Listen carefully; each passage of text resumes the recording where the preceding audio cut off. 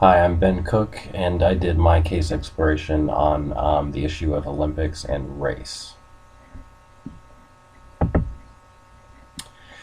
So to begin, there have been various ways that race slash ethnicity and the games have intersected over the years. Um, so here are some examples of how they've related historically in past Olympic Games.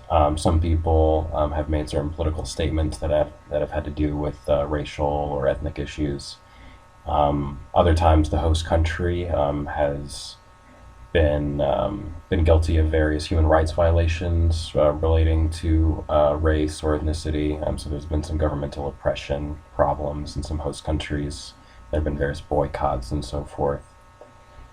And also individual athletes and organizations, even the International Olympic Committee itself, have at times either furthered or hindered the value of cosmopolitanism, which we'll get to in a second. So here are some historical examples.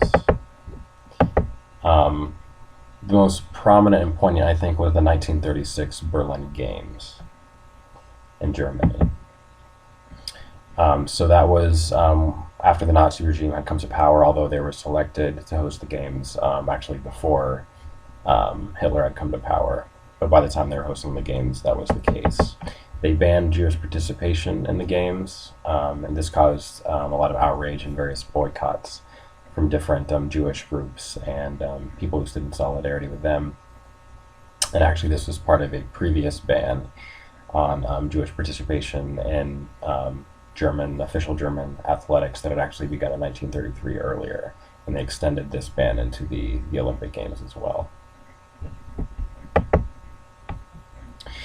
So they also wanted to positively showcase the quote-unquote Aryan race's racial superiority with the games, and sadly they got what they wanted in the end, because I'm pretty sure they actually took the most amount of medals that year.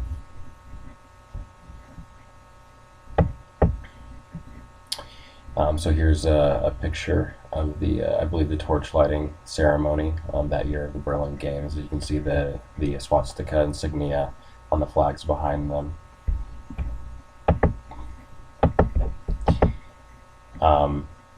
But thankfully, an African American runner, Jesse Owens, actually became one of the stars and outstanding record setters of the games that year. And he sadly, though, returned to an America still riddled with racial discrimination and segregation. But his winning really outraged the Nazi regime, and kind of was an upset for their plan of trying to simply showcase their own racial superiority. He beat several of their top German runners in the games. Another good historical example was the 1968 Mexico City Games. And at those games, two American athletes, Tommy Smith and John Carlos, on the medal stand raised their fists in solidarity with the civil rights movement and Black Power back home in America. So here's another picture of that. There's also the picture on the title page.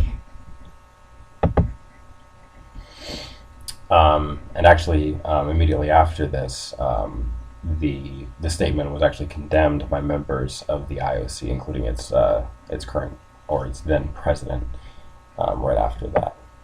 And they actually, although this wasn't eventually approved by the committee, they actually attempted to ban Tommy Smith and John Carlos from further Olympic participation. So what can we learn from all of this?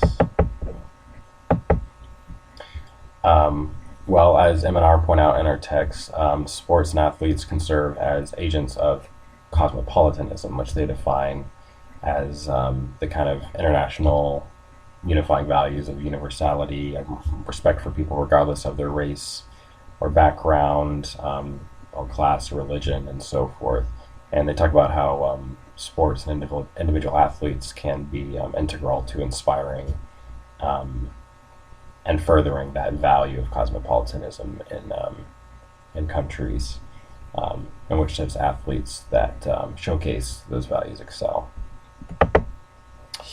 The games, however, don't always live up to these ideals of cosmopolitanism / Olympism, which Shaw defines as basically the same values of cosmopolitanism or Olympism, which is, respect based on merit and not based on trivial things such as race and those sorts of issues. So why is it that they don't always live up to these ideals? I believe it's because the Olympics, more than any other major sporting event, represent the coming together of deep values that are often in kind of fundamental tension in a way, such as the traditional versus the progressive, the local versus the universal, and so forth. So you have these values in the Olympics of, again, kind of universality, cosmopolitan values, but at the same time there's a real kind of push for the local and traditional. Everyone's trying to represent the kind of superiority and greatness of their local traditions, whether that just be because of the geographic area, because of the ethnic background, or whatever. And so sometimes those two values in the Olympics can kind of come into tension.